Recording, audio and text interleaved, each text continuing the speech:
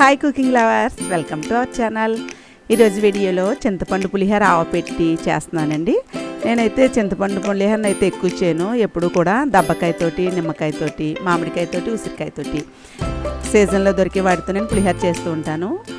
ఈ చింతపండు పులిహోర అయితే చాలా బాగుంటుంది. ఇదైతే ఇంట్లో మా అందరికీ కూడా ఇష్టమే. ఈ పులిహోరని ఏ విధంగా చేయాలో చూసేద్దామా.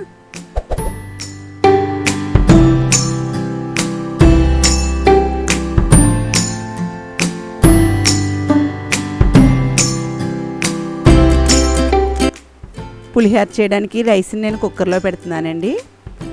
2 గ్లాసులు రైస్ తీసుకుంటున్నాను. ఈ వెయిట్లో అయితే 1/2 కిలో.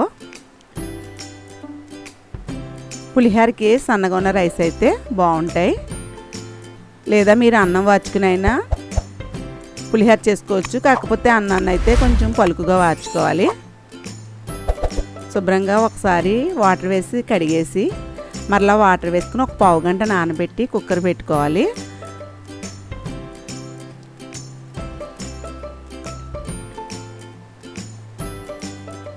ఈ రైస్ స్టీమ్డ్ రైస్ అండి. చింతపండును కూడా ముందే నానబెట్టుకుంటే గుజ్జు త్వరగా వచ్చేస్తుంది. ఈ చింతపండు వెయిట్లో అయితే 60 గ్రామ్స్ ఉంటుంది. ఒక బౌల్లో చింతపండు వేసి కొంచెం గోరువెచ్చటి నీటితో నేను నానబెడుతున్నాను. ముందు వాటర్ ఎక్కువ వేసి నానబెట్టకూడదండి, గుజ్జు అయితే చిక్కగా రావాలి. నానబెట్టిన బియ్యంలోంచి మొత్తం వాటర్ అంతా తీసేసి 2 గ్లాసులు బియ్యం తీసుకున్నాను కదా, 2 గ్లాసుల బియ్యానికి 4 గ్లాసులు వాటర్ అయితే వేసుకోవాలి.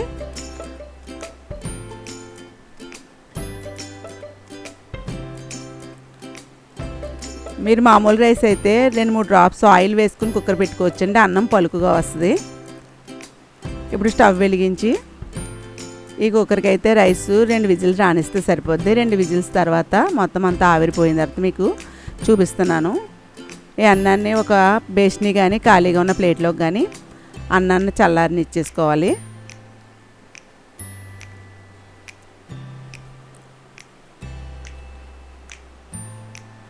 ఇందులోకి 1/2 టీ స్పూన్ పసుపు, 2 రెమ్మల కరివేపాకు, చిన్నగా కట్ చేసిన అల్లం ముక్కలు కూడా కొన్ని వేసుకుని ఇందులోనే ఆయిల్ని కూడా 2 టేబుల్ స్పూన్లు వేస్తున్నాను. వేరుశెనగ నూనె అయితే పులిహోర కమ్మగా ఉండి టేస్ట్ బాగుంటుంది. మామూలు నూనె కంటే ఈ నూనె అయితే బాగుంటుంది. మొత్తం పసుపు, నూనె, కరివేపాకు అంతా కూడా అన్నానికి పట్టేలాగా బాగా కలుపుకోవాలి. ఈ చింతపండు పులిహోరలోకి కుర్మా అంటే చాలా బాగుంటుందండి. మనం ఆవపెట్టి చేస్తున్నాం కాబట్టి పులిహోర అయితే టేస్ట్ చాలా బాగుంటుంది. మనం చేసుకునే దబ్బకాయ, నిమ్మకాయ ఈ పులిహోరల కంటే ఇదైతే చాలా టేస్ట్ అయితే బాగుంటుంది. అన్నం అంతా కూడా నూనె, పసుపు పట్టించి పక్కన పెట్టుకోవాలి. పోపు వేయించుకోవడానికి ఒక పాన్ పెట్టుకున్నాను. 4-5 స్పూన్ల వరకు ఆయిల్ వేస్తున్నానండి. ఆయిల్ మరిగిన తర్వాత 1/2 కప్పు వేరుశెనగుళ్ళు అయితే వేస్తున్నాను. పులిహోరలోకి కొంచెం ఎక్కువ వేరుశెనగుళ్ళు వేసుకుంటే తినేటప్పుడు బాగుంటుంది.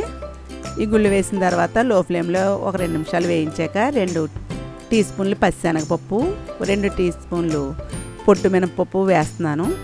ఇవి 2 కూడా నూనెలో కొంచెం దోరగా లో ఫ్లేమ్లో వేయించుకోవాలి. పులిహోరకి ఎప్పుడు కూడా పోపులు ఎక్కువగా వేయించుకుంటే బాగుంటుందండి. ఈ పోపులు వేగిన తర్వాత 6 ఎండుమిర్చి వరకు వేస్తున్నాను. మీరు తినే కారాన్ని బట్టి ఎండుమిర్చిని, పచ్చిమిర్చిని అయితే యాడ్ చేయండి. మేము కొంచెం కారం తక్కువగా తింటాము.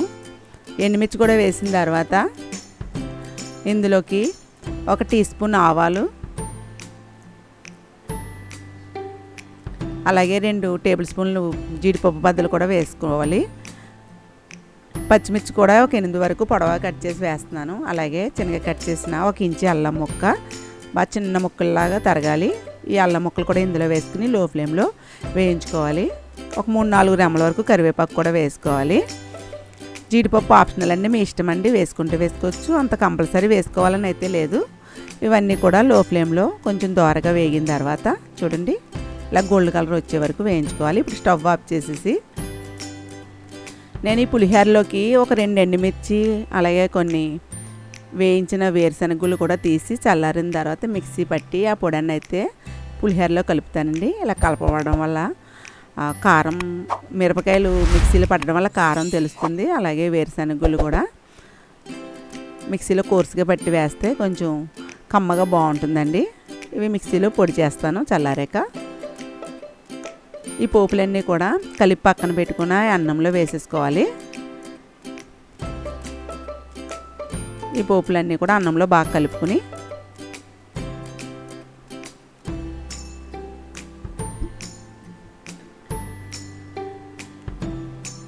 చింతపండు గుజ్జు మనం వేడి నీటిలో నానబెడితే త్వరగా గుజ్జు వచ్చేస్తుందండి. చింతపండు గుజ్జు ఇందాక నానబెట్టిన గుజ్జుని నేను ఇలా చిక్కగా తీసుకున్నాను.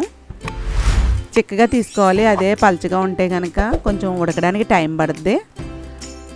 మీరు తినే పులుపుని బట్టి వేసుకోండి.